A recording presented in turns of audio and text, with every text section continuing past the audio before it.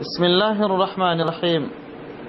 یو ورور پوښتنه کړې ده، وایي زما څخه یو استاد یو خاص قسم قرآن عظیم شان غوښتی و.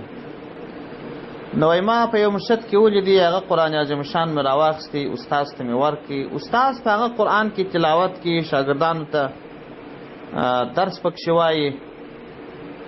دغه کار ما وکړي او اوس ما ته مالک هم نه معلومیږي، نو زه څنګه وکمه؟ د دغه ورور د پوښتنې په جواب کې باید ووایم چې دا قرآن عظیم شان دا دوه ډوله کېدای شي. یو هغه قرآن عظیم شان دی چې یو چا د مرشد دپاره وقف کړی وي، لکه عام ډول چې مرشدو کې وقف سوي قرآن عظیم شانونه پراته وي. که چیرې دغسې قرآن یو چا مرشد ته وقف کړی و، نو دلته بیا دوه صورت دی. یو صورت دا دی چې دغه سړي خاص د هغه مرشد دپاره وقف کړي چې بل څوک د کار نه ځینې اخلي، او بل دا وي چې دغه چا چې وقف کړی دی نیت یې دا وي چې دلته څوک قرآن پکښې وایي، بل څوک یې بل ځای وایي، هر ځای چې قرآن وایي وایي دی.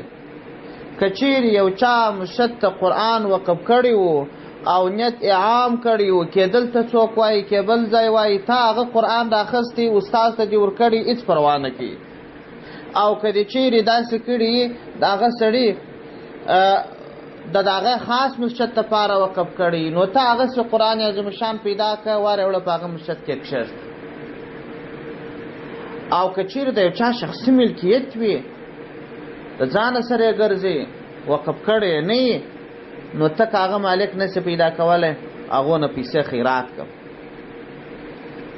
نو د احتیاط طریقه دا ده چې ته هغه رقم قرآن عظیم شان واخلې، په هغه مرشد کې کښېږدې، انشاءالله پر درو صورتو په دوو صورتو کې خو دې غاړې خلاصېږي، په یوه صورت کې به دې ثواب سي.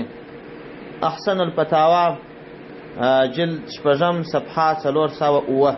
والسلام علیکم ورحمة الله وبرکاته. تعلیم القرآن اسلامی رادیو.